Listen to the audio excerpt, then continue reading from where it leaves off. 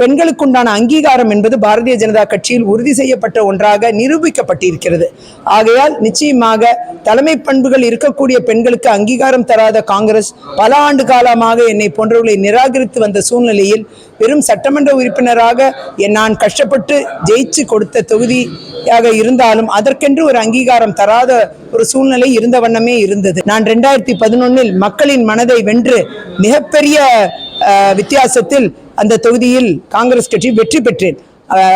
அதற்கு நிச்சயமாக என்னுடைய கடின உழைப்பு அதில் இருக்கிறது. 3 முறை அந்த தொகுதியை காங்கிரஸ் கட்சிக்காக தக்க வைத்துக் கொடுத்தேன்.